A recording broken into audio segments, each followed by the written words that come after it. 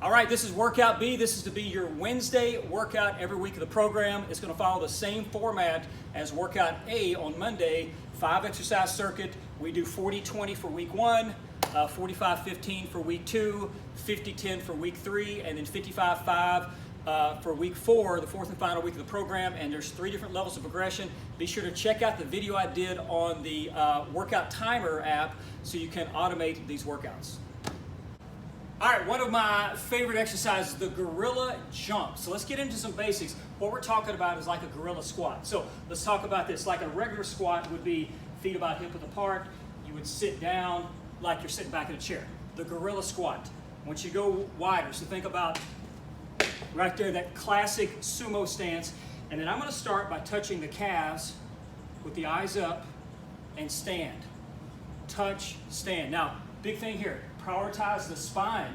You can't go from this perfect postural position and then as you push your hips back, get into that. That's only going to make your back hate you. So as you squat down, eyes up, head through hip in nice alignment.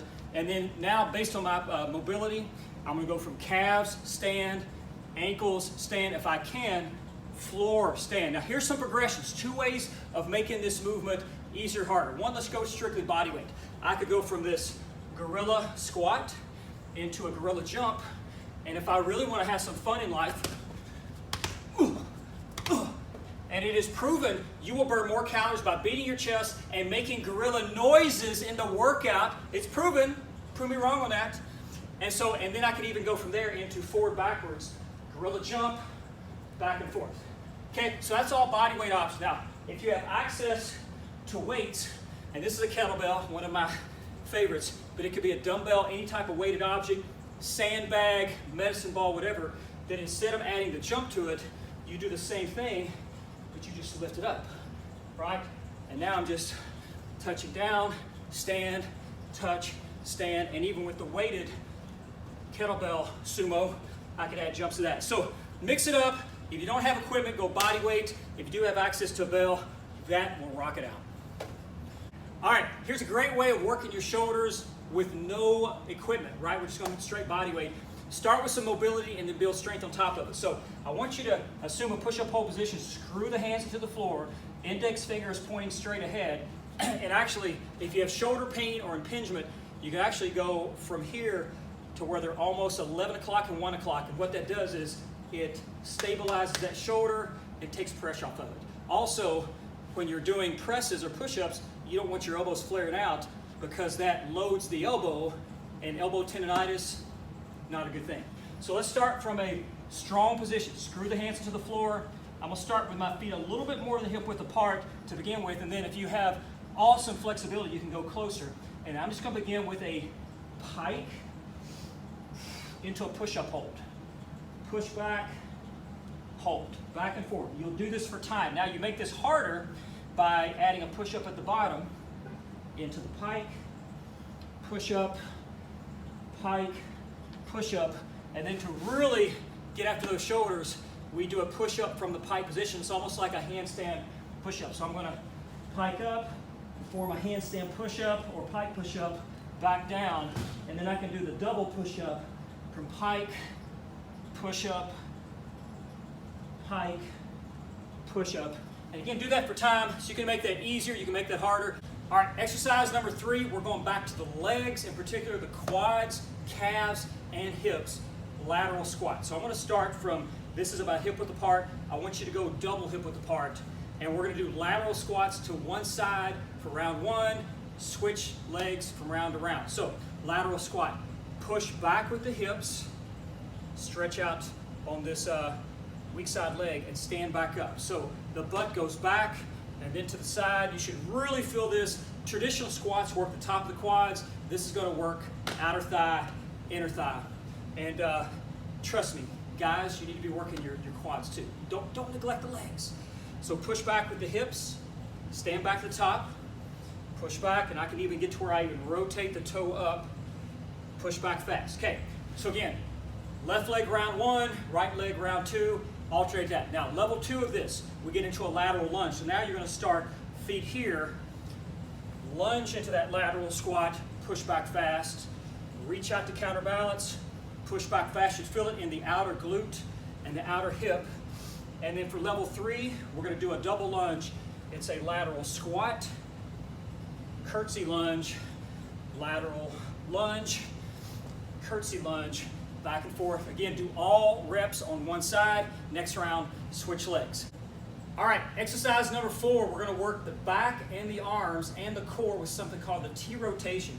So we want to start hands screwed into the floor, feet a little bit higher and hip width apart. And then I want you to reach up and rotate and follow with the eyes into this T, bring it here, and you're going to alternate from one side to the next. Reach and rotate. One big key on this is the belly button always points straight ahead. So as I rotate the body, the belly button goes with the body. Okay? Now, if that's too hard, you can also come up and just do this on your bench or box or chair and do the very same thing. It's just a T rotation. Again, you should feel back of the shoulders, obviously arms and abs. If you want to make that harder, you can do 2 things. One, you can access your band and add some extra band resistance. Slip it in underneath the armpits, hook it in with the thumbs, and now I've got resistance on that reach. And my abs are saying, I hate you. So band resistance. Now, if you don't have access to a band, what you can just do is do the T rotation and then push up, reach back and forth. So make it work for you. That gives you a couple different options. Check your cheat sheet out and then move on to exercise number 5. All right, 5th and final move, we're going the classic burpee. So you want to use for this either an old school aerobic step or like the bottom of a staircase. Get something a little higher. I don't want you doing this on the floor because the floor promotes too much low back flexion, and the quickest way to bulging disc, herniated disc, is a lot of low back repeated flexion of the back. So we don't want that. Use a little bit higher surface, and that way, kind of like in a sumo squat, you prioritize the spine. So here we go. Mobility burpee for level 1. I'm just going to come down, step it back into a push-up hold, step up, chest up, eyes up, and stand. So this is my sequence. Step it, back in, boom. And again, chest up, weight on the heels will keep you set. Do that for the whole time. Now level 2 of this, do the jump back version. So here, back, and notice I block the feet together so that I'm not overextending the back. I should feel this in the abs, squeeze the glutes, squeeze the knees, back up, stand. Here, boom, back, stomp the heels, stand. Level 3, I'm going to add a jump at the top. So it's out, here, explode up, back, stomp, stand.